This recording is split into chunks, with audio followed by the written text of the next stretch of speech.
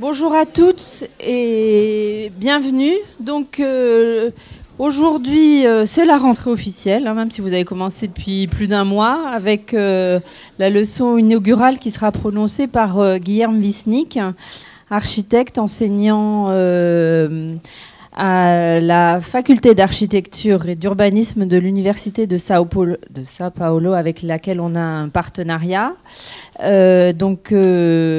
David va expliquer plus précisément le parcours de Guilherme, qui a été donc commissaire de la Biennale d'architecture de Sao Paulo en 2013, qui est professeur invité pour un mois au sein de l'établissement. Donc vous aurez les uns les autres l'occasion de le revoir et probablement de l'avoir peut-être en correction. Il intervient normalement en master avec architecture et expérience. Les étudiants ne sont pas là puisqu'ils sont en Italie en voyage, et dans le cadre du master métropole. Je vais saluer aussi Ricardo Abouawad, directeur de l'université Diego Portales, notre partenaire historique chilien, qui est là avec 18 étudiants qui vont travailler pendant 15 jours avec le master métropole.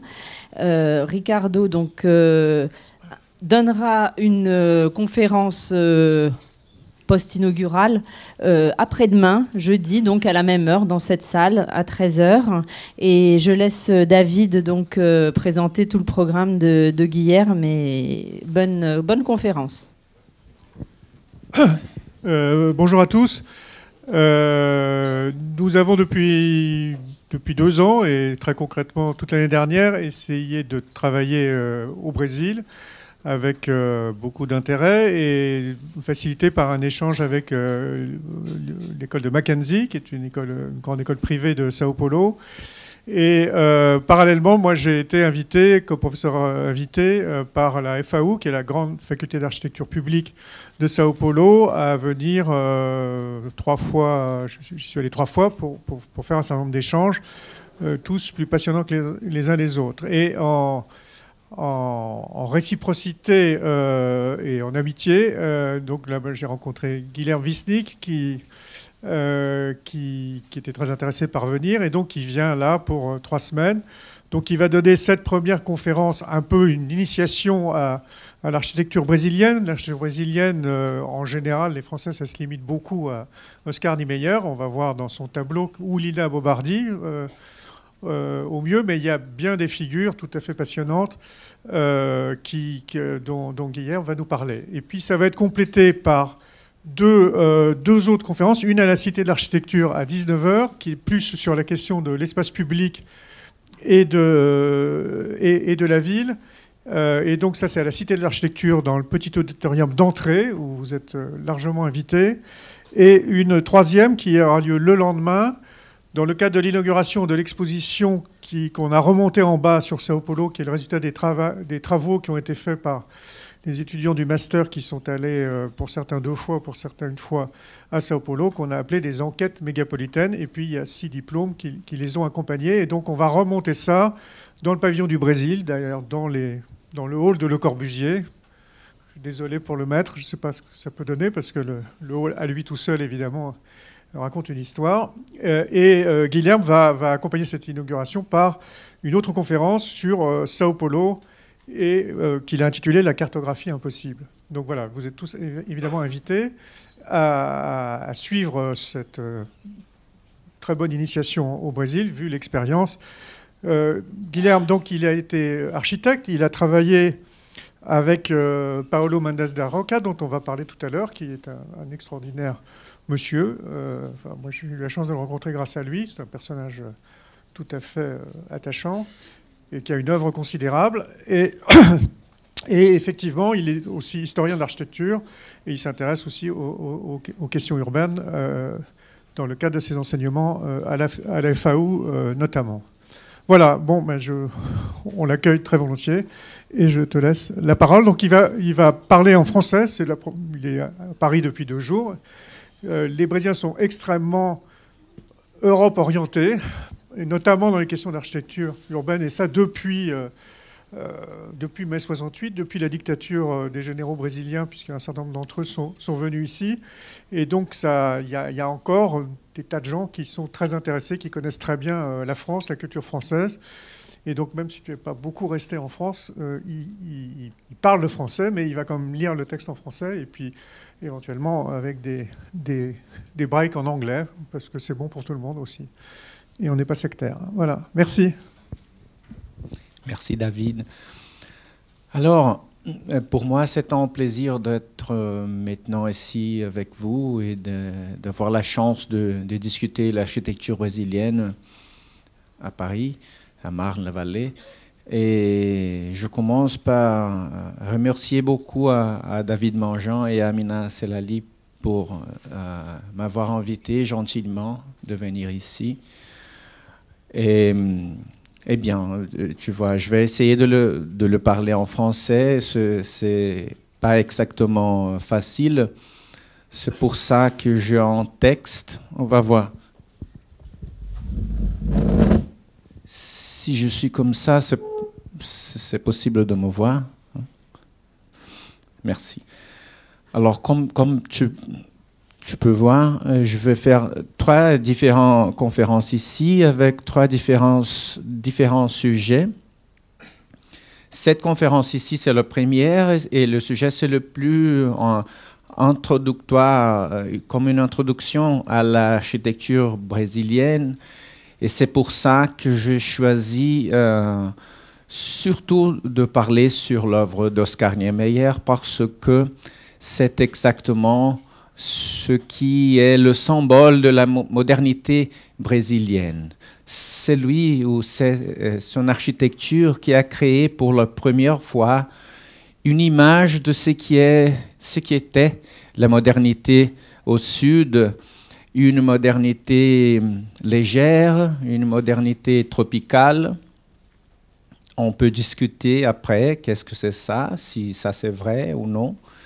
Et qu'est-ce qu'elle fait maintenant de cette tradition. Mais il y a aussi de relations très intéressantes et importantes entre l'architecture moderne brésilienne d'Oscar Niemeyer à Rio de Janeiro et la musique de Bossa Nova, par exemple, qui avec Tom Jobim et João Gilberto, qui était comme un produit de la même culture, une culture de classe moyenne à Rio dans les années 50 et 60. Alors, je vais lire ce texte et ajouter quelques idées. Bien. L'architecture d'Oscar Niemeyer est basée sur une grande capacité de créer des symboles, des icônes. En raison de cela, elle réussit à croiser la frontière entre l'érudit et le populaire au Brésil. Il y a beaucoup d'exemples de formes créées par lui qui réapparaissent à travers le pays. Dans le bâtiment anonyme, on va voir par exemple, comme ça.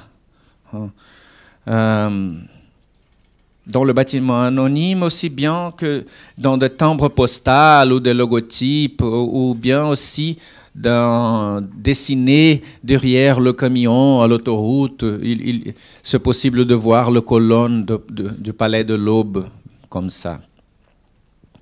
La colonne du Palais de l'Aube brésilien est le cas plus célèbre.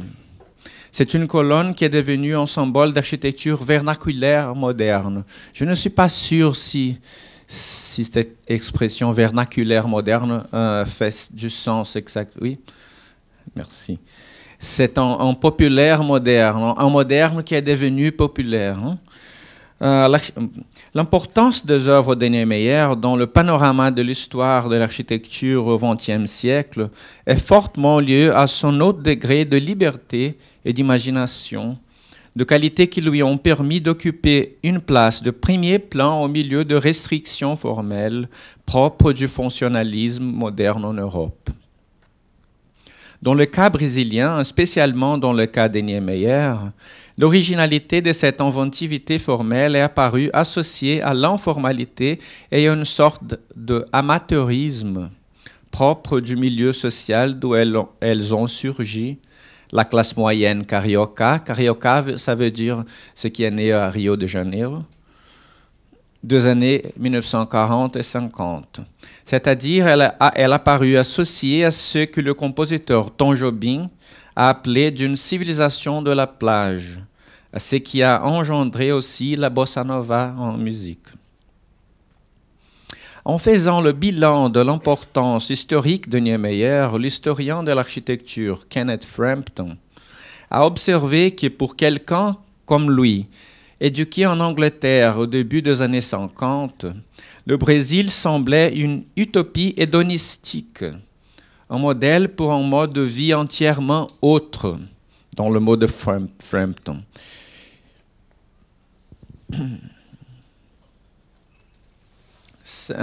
Ici, on voit Tom Jobim et Vinícius de Moraes en arrivant au site de Brasilia, où sera Brasilia en le futur.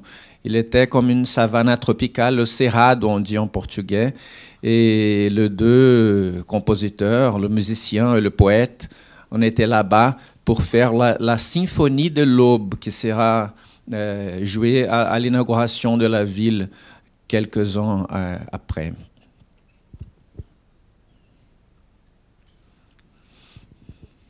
Bon.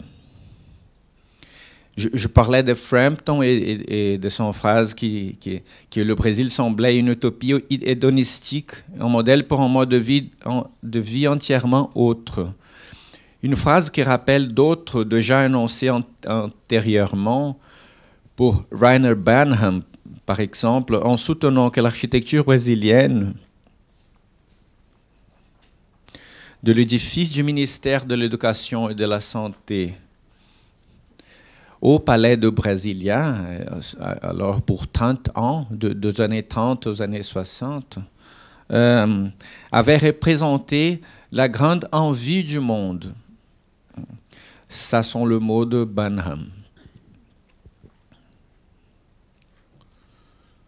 Ça, c'est le rez-de-chaussée de l'édifice du ministère de l'Éducation et de la Santé à Rio, avec de pilotis. C'est un projet qui a commencé par Le Corbusier et l'équipe brésilienne a développé le projet après. Le notable rôle de protagoniste de l'architecture brésilienne dans le cadre international pendant les années 40 et 50 est dû en grande mesure à cette combinaison de facteurs: liberté, imagination, informalité et symbolisation. Tout cela dans le cas de Niemeyer en profitant de la malléabilité du béton armé, une matière plastique encore très proche de la tradition sculpturale du modélage de volume, capable de produire des pièces uniques et singulières. Ça, c'est la maison du bal à Pampulha, qui est une marquise sinueuse, comme tu peux voir. L'architecture de Niemeyer, dans ce sens, est l'expression extrêmement synthétique du point de vue formel d'une société qui se modernisait rapidement, mais encore sur des bases trop artisanales. En comparaison, par exemple, avec la mécanisation de chantiers de construction nord-américains, où très tôt prédominait déjà le composant métallique pour construire.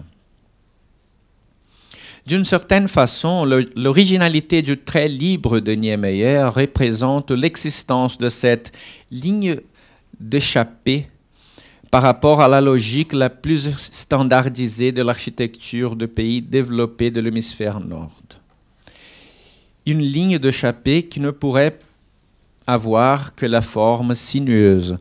Alors, il y a beaucoup d'exemples avec la ligne sinueuse dans l'œuvre de Niemeyer. C'est comme une obsession qu'il a développée de beaucoup de manières différentes. Ça, par exemple, l'escalier de palais d'Itamaraty. Itamaraty, ça veut dire qu'est le palais des affaires étrangères à Brasilia.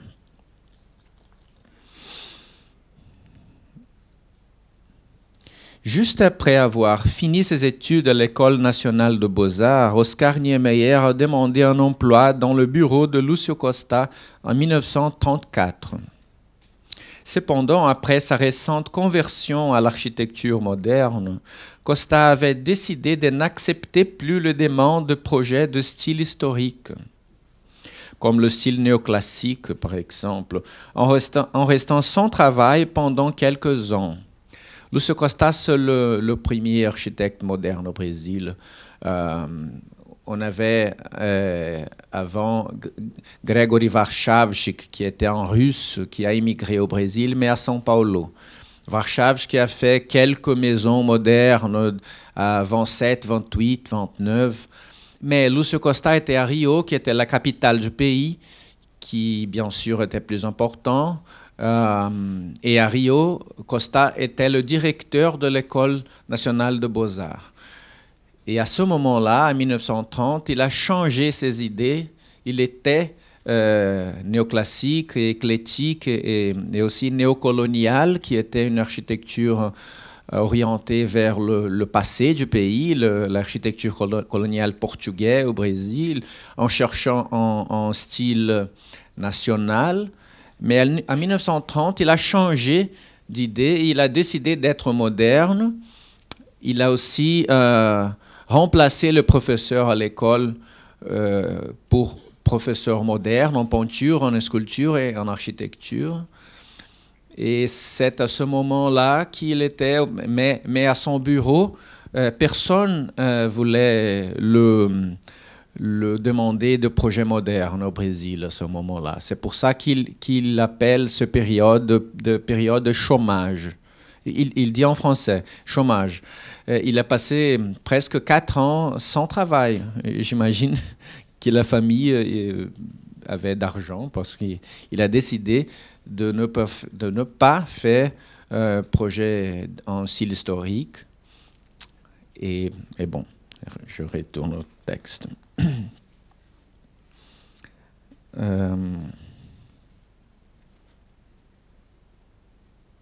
Dans la fonction de stagiaire dans ce bureau improductif, Niemeyer s'est consacré à étudier, à côté de Lúcio Costa, la Bible sacrée de l'architecture, le livre de Le Corbusier. En 1936, Lúcio Costa est invité par le ministre de l'Éducation, Gustavo Capanema, à réaliser un projet au style moderne pour l'édifice du ministère de l'Éducation et de la Santé à Rio de Janeiro. Alors, finalement, en 1936, quelque chose a changé. Le gouvernement lui a demandé un projet moderne pour le ministère. Donc, Costa décide de réunir une équipe de jeunes architectes modernes de laquelle participe Niemeyer. Et il convainc Getúlio Vargas, le président de la République, à faire venir Le Corbusier en personne dans le rôle de conseiller de l'équipe. Ça, c'est l'arrivée de Le Corbusier. C'est drôle, non? Incroyable. Probablement, tu connais peut-être le livre Précision de Le Corbusier. Il a écrit, pas à 36, il a écrit à 29, 30, dans le premier voyage, mais c'est aussi, de nouveau, et la possibilité de voler sur l'Amérique du Sud lui a donné une autre vision, une vision aérienne du territoire. Non? Bon. Pendant 2 mois, Niemeyer travaille comme assistant personnel du maître franco-suisse. Durant tout son séjour à Rio. Selon le rapport de Costa, son talent, le talent de Niemeyer, a éclos à partir de ce moment-là, en devenant visible pour la première fois dans un modeste croquis pour le club universitaire, une partie du projet que le groupe élaborait pour le campus de l'Université du Brésil. Ça, c'est le croquis. Ça, c'est comme l'origine de Niemeyer comme architecte. Il était très jeune. Mais le cas, c'est que vraiment, Lúcio Costa était comme le maître de Niemeyer. Il était 8 ans âgé que Niemeyer.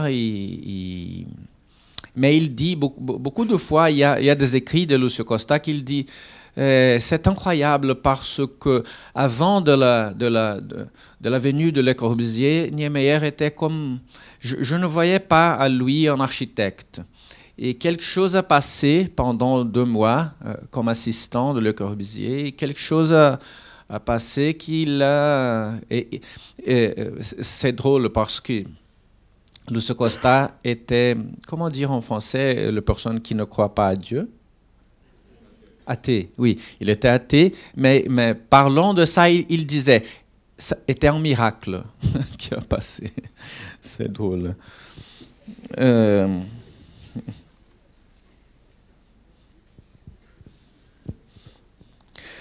Lors du retour de Le Corbusier en France, l'équipe brésilienne tient le règne du projet de ministère qui devient le premier gratte-ciel au monde à réunir le célèbre 5 points de l'architecture moderne définis par Le Corbusier.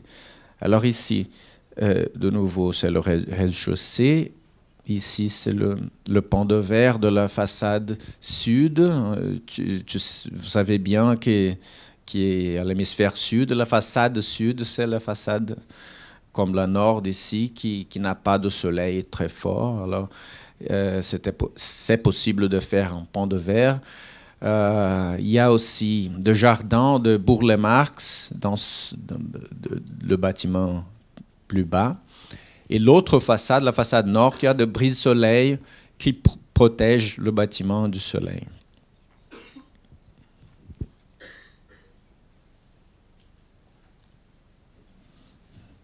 Quand il parle, Lúcio Costa, quand il parle de ce bâtiment, il dit parce que c'était 1936. À ce moment-là, ici en Europe ou même aux États-Unis, c'était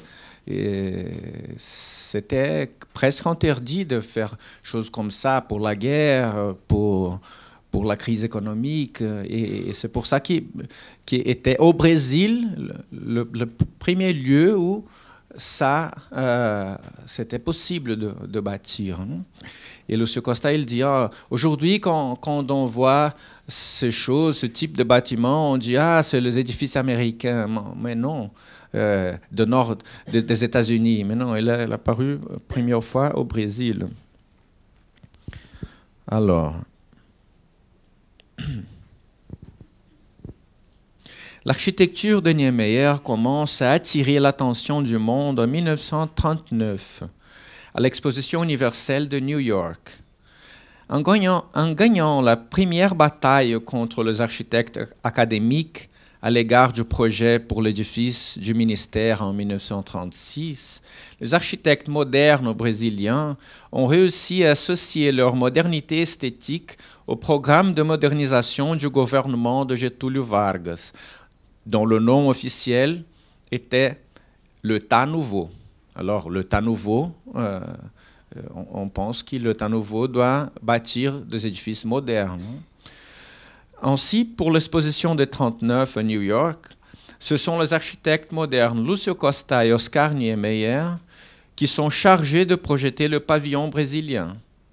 Et le bâtiment qui résulte de cette collaboration, avec une généreuse rampe courbe pour l'entrée, en mezzanine détaché et sinueux au milieu d'un pavillon en double hauteur, et un intriguant jardin amazonien de Bourle-Marx derrière, a été une très belle carte de visite de cette architecture moderne naissante, dont l'utopie hédonistique deviendrait le modèle pour un mode de vie entièrement autre, selon le mot de Frampton.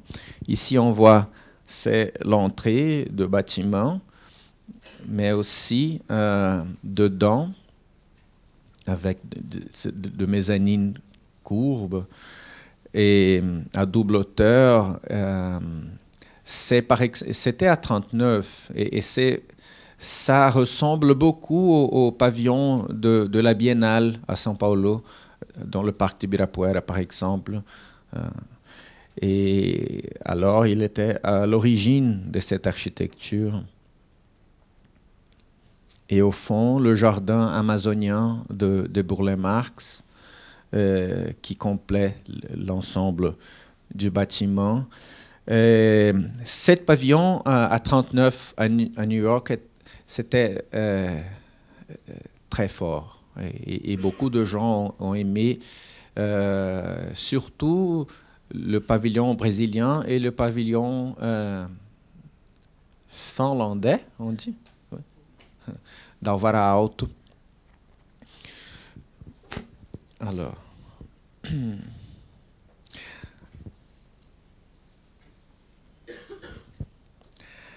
l'attention éveillée par le pavillon du Brésil dans le contexte de l'exposition, en ajoutant de facteurs extra-architectoniques comme la création de la politique du bon voisinage par le gouvernement nord-américain pendant la Seconde Guerre mondiale, a entraîné le Musée d'art moderne de New York à réaliser une grande exposition sur l'architecture brésilienne appelée Brazil Builds. Inaugurée en janvier de 1943, l'exposition a été considérée un grand succès et après, elle a voyagé pendant plus de 3 ans à travers les États-Unis et en Europe. L'étoile de cette exposition, on va montrer.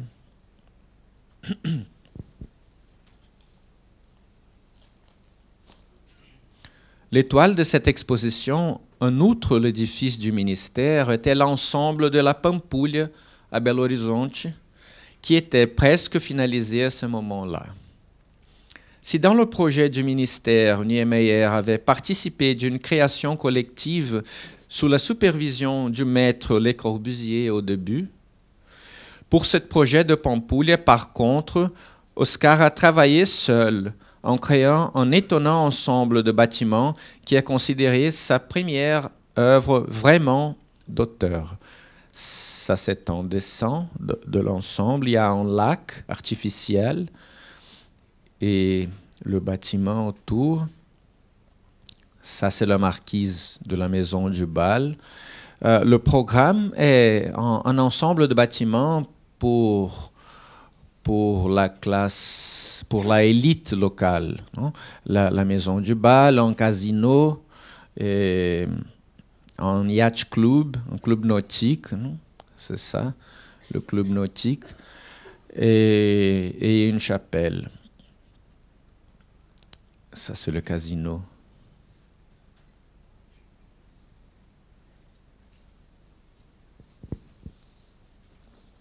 Il y avait aussi un hôtel qui n'était pas bâti.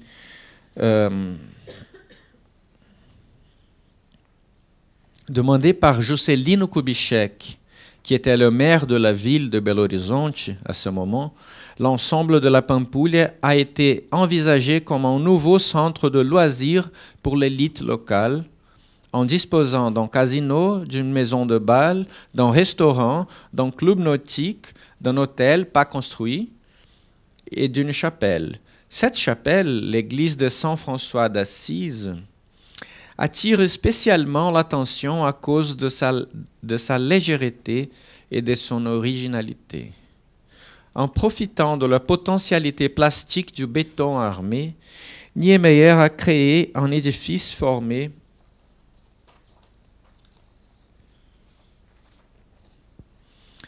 par de surfaces courbes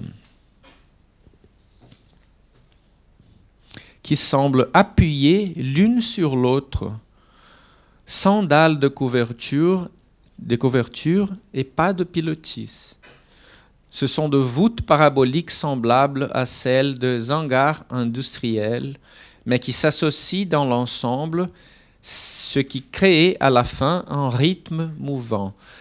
Ici, on voit... c'est une vue de derrière. Quand on arrive pour l'autoroute, on voit... Ça, c'est le derrière, mais c'est la première chose qu'on voit. Et Et ça, c'est une collaboration avec le peintre Portinari, le plus connu peintre moderne brésilien qui a fait des dessins avec l'histoire de Saint François d'Assise.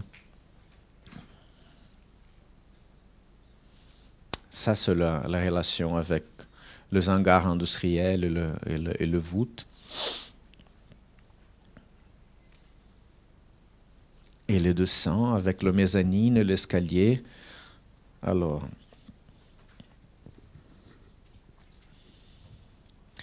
ce choix formel défait la distinction entre les éléments structurels et les éléments de fermeture, de la même façon qu'il défait la distinction entre la couverture et les murs, en créant des surfaces uniques, continues et courbes.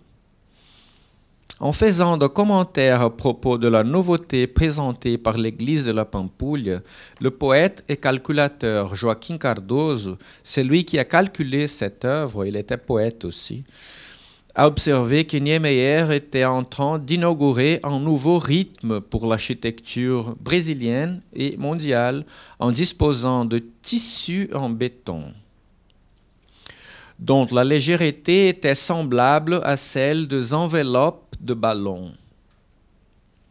Donc, au lieu d'éliminer le mur, comme d'habitude par l'emploi de pilotis, l'architecte reprenait le mur, mais selon des couvertures et des inclinaisons différentes de celles conventionnelles.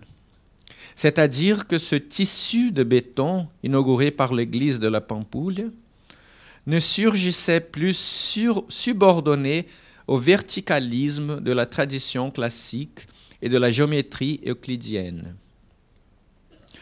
En présentant une marquise inclinée, une tour de la cloche qui s'ouvre vers le haut, un escalier d'accès pour le chœur en forme hélicoïdale irrégulière et les voûtes paraboliques de différentes hauteurs et profondeurs, l'église de la Pampulha est, selon l'expression de Cardoso, une exubérante exposition d'averticalisme.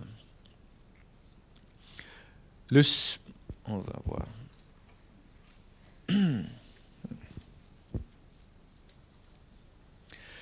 Les surfaces courbes en béton armé deviennent désormais le caractéristique le plus remarquable et récurrent dans des œuvres de Niemeyer, en apparaissant sous la forme plate, comme ici, comme dans la marquise et les dalles découpées de la maison du bal, de la Pampulha, du parc Ibirapuera et de la maison de l'architecte à Canoas. Canoas est un quartier à Rio, c'est ça. Ça, c'est la maison de l'architecte, de Niemeyer lui-même.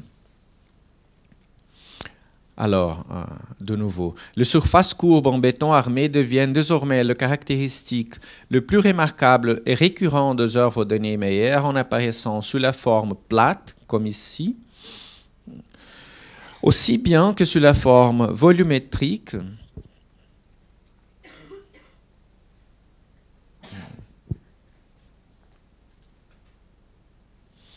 comme dans le voûte en forme de coquille d'œuf, de l'Oca au parc Ibirapuera, de la Chambre des députés à Brasilia et de l'auditorium du siège du Parti communiste français, entre autres.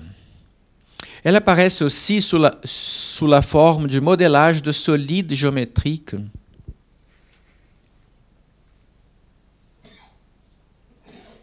comme dans la Maison de la Culture du Havre et dans le Musée d'art contemporain de Niterói, à Rio, ici.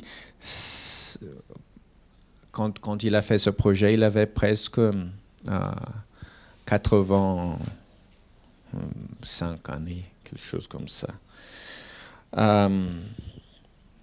Alors, c'est un édifice tardif du Niemeyer, cet musée.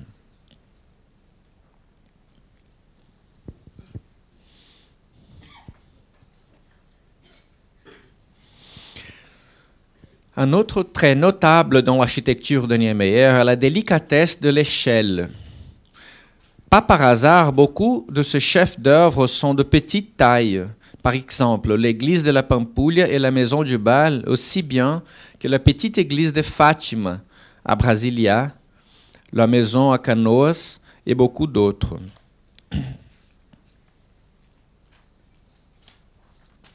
Et pourquoi pas aussi le palais de Brasilia, même s'ils ont pour vocation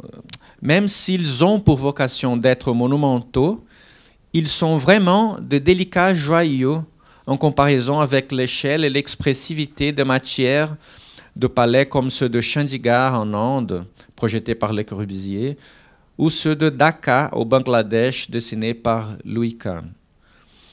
Comme dans l'image de petites chapelles modestes éparpillées au sommet de montagnes, dont le paysage peint par Alberto Guignard. Guignard était comme un nom français, il était brésilien, comme ça. Alors, comme dans l'image de petites chapelles modestes éparpillées au sommet de montagnes, dont le paysage peint par Alberto Guignard, les œuvres de Niemeyer sont en fait le plus proche de la délicatesse des églises d'Aleijadinho à Ouro Preto que de la monumentalité du baroque espagnol en Amérique, dont l'aspect dramatique est imposant et statique. Ici, c'est une vue d'Ouro Preto. Ouro Preto, c'est à Minas Gerais et c'est la ville la plus connue de l'époque de la colonie parce que c'était là-bas qui était l'or. Mais même avec dans le cas d'une ville très riche à cause de l'or, l'architecture portugaise était comme au Brésil, était comme ça, de petites églises avec pas de richesse. Le baroque était pas étonnant comme d'Espagne, en Mexico, au Pérou, par exemple. Et c'est exactement cette échelle modeste qui Niemeyer interprète à la modernité. Même dans le palais de Brasilia, quand tu vas à Brasilia, tu peux y voir, c'est pas monumentaux exactement.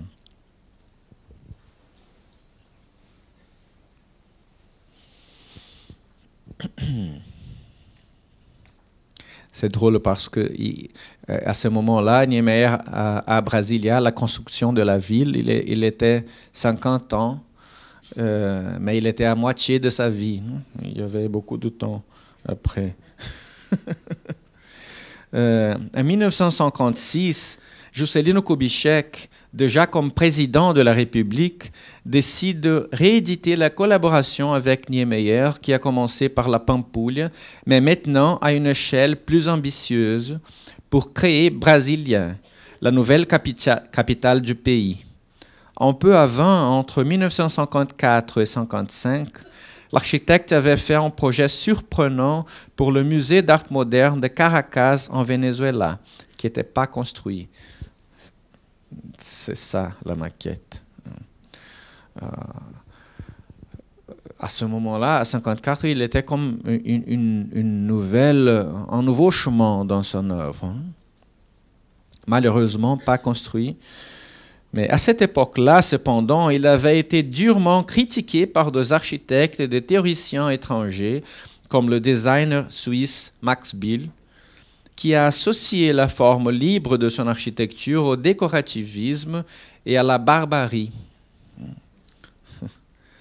En raison de tout cela, Niemeyer commence à revoir une série de principes qui l'orientaient avant, en faisant explicitement son autocritique dans Témoignages, un texte publié en 1958. À l'âge de 50 ans, arrivant au point de maturité de sa carrière, l'architecte déclare son intention de substituer l'ancienne tendance excessive pour l'originalité, qu'on peut voir par exemple ici, non? Tendance excessive à l'originalité. Alors, beaucoup de volumes, de connexions courbes, de marquises, de colonnes qui sont avec forme comme ça. Alors, à 58, après le projet pour Caracas, il a écrit son témoignage et il répond à la critique et il déclare son intention de substituer l'ancienne tendance excessive pour l'originalité, traduite formellement par des combinaisons de volumes variés et découpés, pour des solutions compactes, simples et géométriques définies par le dessin de la structure. Alors, de nouveau, c'est le projet pour Caracas qui est le symbole de cette idée de changement dans son carrière.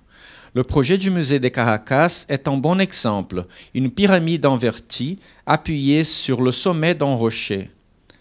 Malgré la forme inhabituelle, il s'agit d'un volume unique et compact, dont le dessin est parfaitement intégré au raisonnement structurel, parce que l'inclinaison latérale des murs qui forment l'édifice fait l'armature des dalles internes, de sorte à renforcer leur résistance. Une autre manière de regarder ces changements dans ces œuvres est la comparaison entre l'église de la Pampulha et la cathédrale de Brasilia.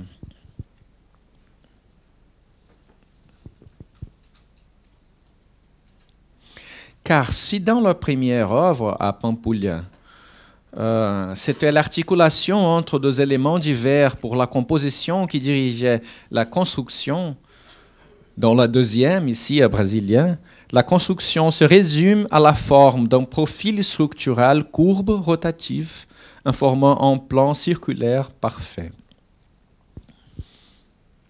Un autre exemple, c'est l'université d'Algérie à Constantine, par exemple, qui c'est un dessin de structure qui définit la volumétrie.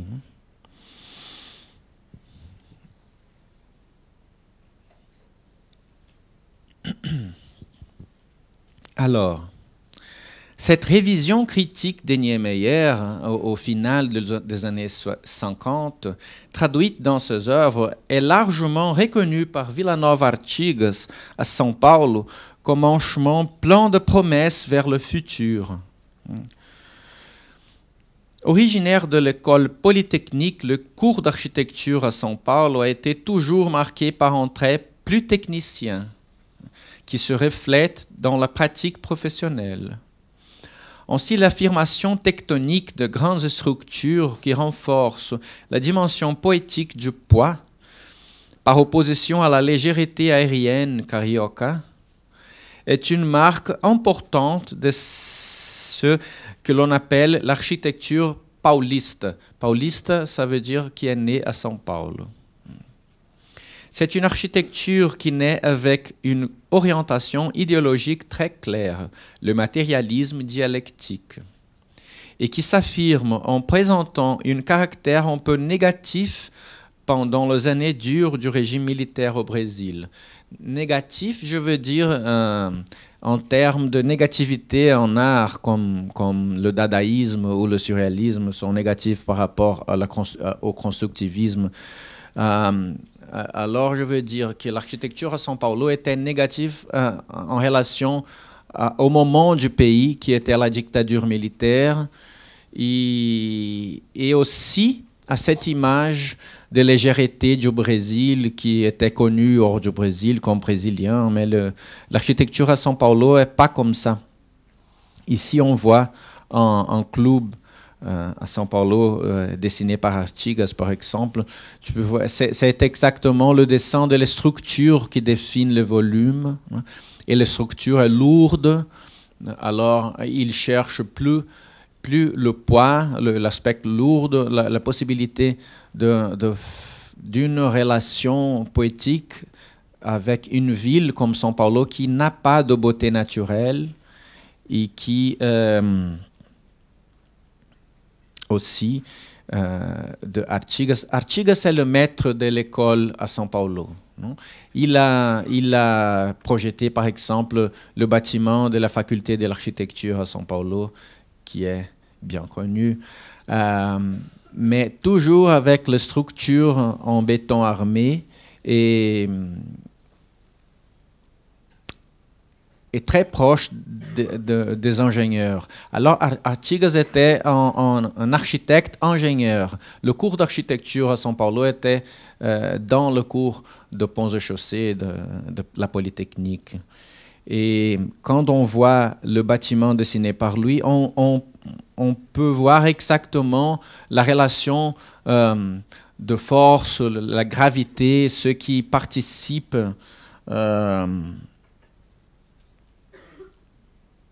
Comme ici, par exemple, c'est une structure très horizontale. Il y a quelques ponts.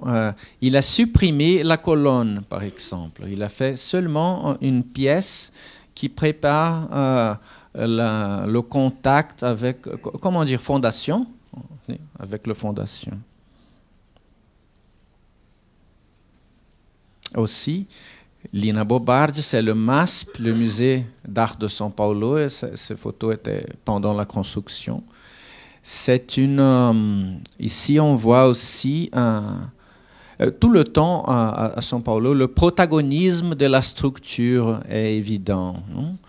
Alors, il y a comme une espèce de héroïsme de la technique.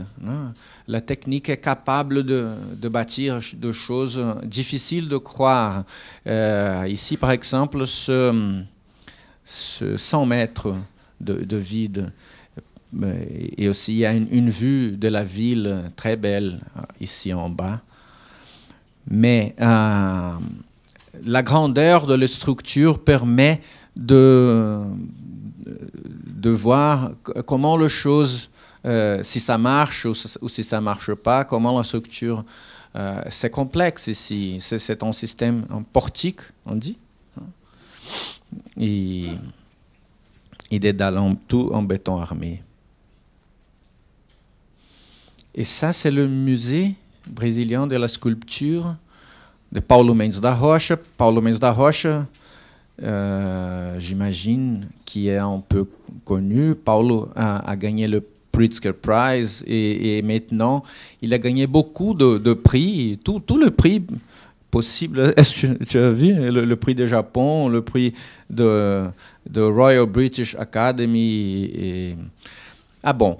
Mais ce musée, c'est un musée aussi, c'est une structure qui comme vole sur le musée qui est derrière le sol.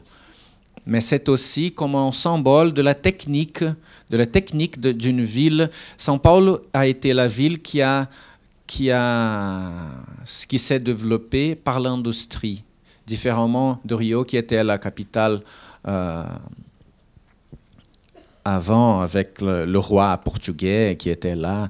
Alors, c'est pour ça que l'architecture à São Paulo se développe avec d'autres poétiques. Mais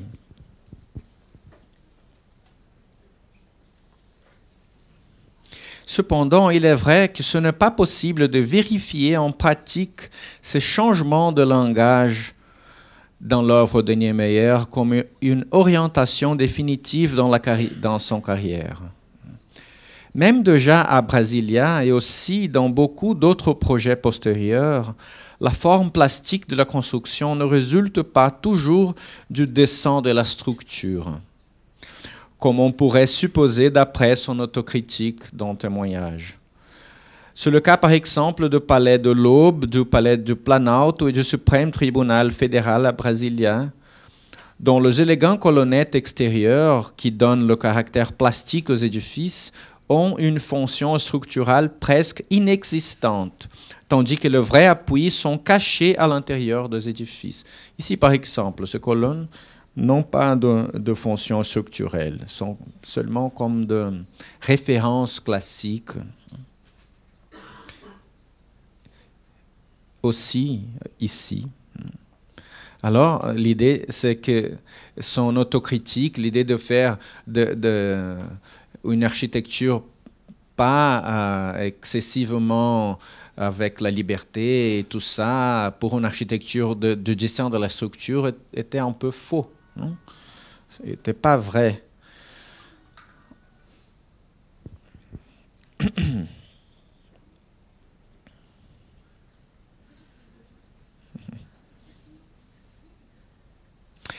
car ce que Niemeyer cherche est essentiellement la sensation de la légèreté et une caractérisation iconique de la forme, qui sont souvent basées sur un illusionnisme structurel très calculé.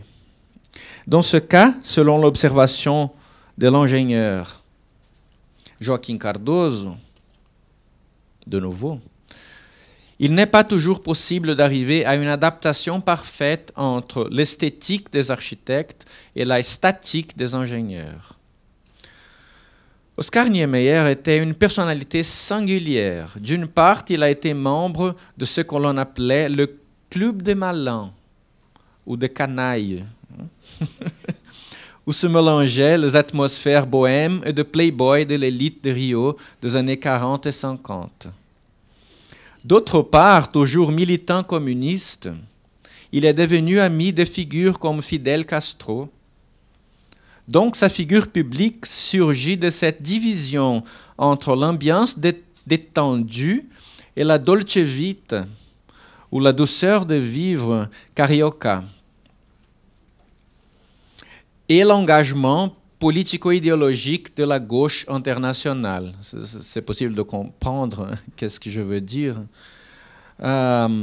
C'est drôle, non? C'est club de malins d'un côté, la dolce vita comme un de vie, et le compromis politique, la gauche, le communisme, c'est un mélange très drôle. Car lorsque, pour le matérialisme dialectique, le conflit est le moteur de l'histoire, par le malin de Copacabana, le style du bon vivant est une stratégie pour surmonter des conflits de la vie quotidienne. Dans une de ses phrases la plus célèbre, Niemeyer affirme que l'architecture ne lui importait pas, parce que la seule chose qui importe est la vie, les amis, les femmes. C'est une affirmation qui, en général, est accompagnée par une autre, celle par laquelle il affirme que la capacité de changer le monde n'est pas à la portée de l'architecture, mais seulement à la portée de la révolution politique et sociale. Cette déclaration révèle curieusement un refus de l'utopisme moderne et par conséquent une critique implicite de la phrase célèbre de Le Corbusier « architecture ou révolution », qui suggérait qu'une bonne architecture réduirait de mécontentements sociaux, ce qui pourrait éviter les indésirables révolutions politiques. D'autre part, c'est la séparation entre l'architecture et la politique, dans le discours de Niemeyer, qui lui permet de résoudre provisoirement la contradiction de son travail pour la bourgeoisie. Ce qui peut expliquer l'apparition dans les écrits de l'architecte d'un moi fictionnel, un sosie, dans ses écrits, c'est drôle aussi, un sosie qui serait le responsable de la recherche de la beauté comme une valeur suprême, de façon indépendante de la volonté consciente du propre Niemeyer. Ainsi, dans des écrits, il dit: si je commence à dessiner un projet, Louis, mon sosie, me prend par le bras et me conduit en extase vers les formes nouvelles, courbes et imprévisibles que nous préférons. Il est presque fini. On va voir. Oui. Alors, un peu tard. L'image de beauté qui émerge associée aux œuvres de l'architecture carioca et qui lie à des références mimétiques, comme la courbe du corps de la femme aimée, ou le profil sinueux de montagnes de Rio, est la manifestation du concept de grâce esthétique dans ce double sens. L'enchantement produit par ce qui est à la fois beau, gracieux, et en même temps gratuit, ce qui se donne pour rien. Donc, elle ne porte aucune moralité technique. Ces édifices sont toujours de réalisation unique et pas de modèle à suivre ou à reproduire. On peut voir ici, par exemple, l'importance de formes courbes, de montagnes de Rio, du corps de la femme aimée, choses comme ça, mais qu'il traduit dans son architecture. Le caractère sculptural de l'architecture de Niemeyer ne dépend pas que de la manipulation expressive de surfaces en béton armé, mais aussi de la création de conditions idéales de visibilité des formes. Ce sont des conditions qui viennent de propres décisions de projet en créant des édifices neutres comme un cadre de fond pour l'appréciation des formes singulières, comme dans le cas du siège du Parti communiste français à Paris, par exemple, et de l'édifice de la Bourse de travail à Bobigny. En général, il aime de faire un édifice neutre derrière pour faire bien voir la forme singulière de l'autre édifice.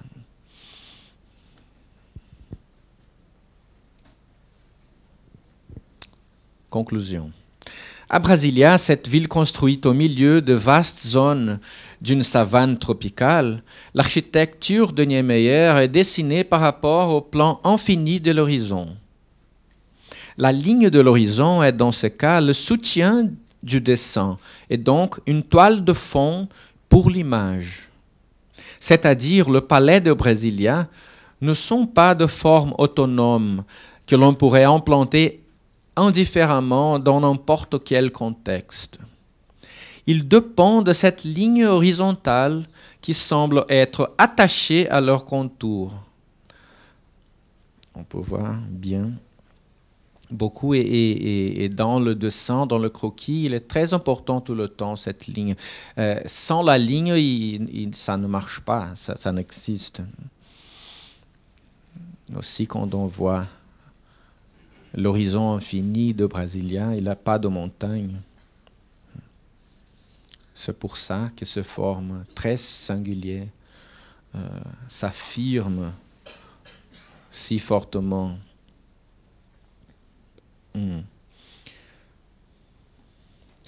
Dans ce sens, la poétique formelle de Niemeyer accentue le point de tangence avec ces lignes. Alors il faut retourner. Le point de tangence accentue le point de tangence avec cette ligne en présentant des appuis qui touchent le sol en s'affinant, ce qui est particulièrement marquant dans le cas de la coupole invertie de la Chambre des députés. Il y a je reviens tout seul.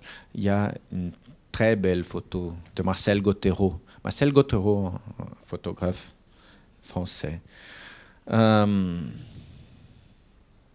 résumé, les formes de Niemeyer cherchent toujours la quiétude, le repos et la stabilité en cachant de grands efforts structurels faits pour leur construction. De la même façon, en recouvrant la surface en béton de peintures blanches ou de plaques de marbre, l'architecte enlève toute la charge expressive de la matière. Il la fait taire. Ainsi, il supprime la dimension tectonique de la construction. C'est pour ça qu'on voit choses comme ça à Brasilia. Il semble la lune, non? Et il semble hors du temps, ou le passé, ou le futur, on ne sait pas où nous sommes, ou à quel temps nous sommes. C'est métaphysique.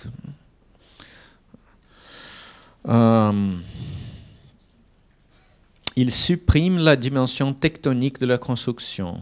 Dans le rôle d'un alchimiste, il transforme la matière physique en matière d'imagination, en faisant allusion à un monde en perpétuelle naissance, comme dans la belle image faite par le poète Ferreira Goulart au travers du poème qu'il a dédié à l'architecte.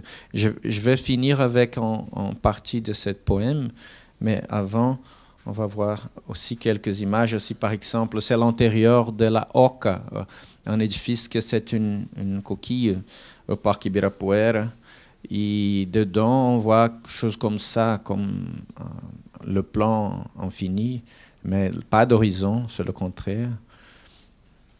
Et aussi, une autre vue de la Oca c'est possible de penser avec une forte relation par rapport à Henry Moore, par exemple, le sculpteur anglais.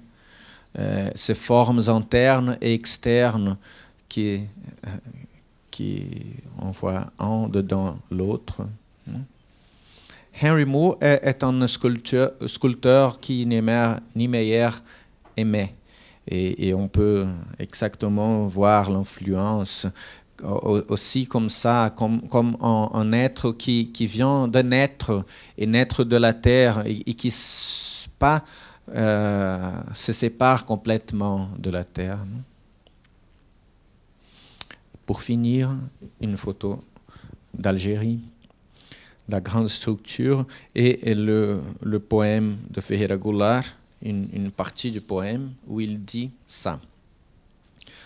Oscar Niemeyer, il nous apprend à vivre en ce qu'il transfigure, dans le sucre de la pierre, dans le rêve de l'œuf, dans l'argile de l'aurore, dans la plume de la neige, dans la blancheur du neuf. Oscar nous apprend que la beauté est légère. Merci.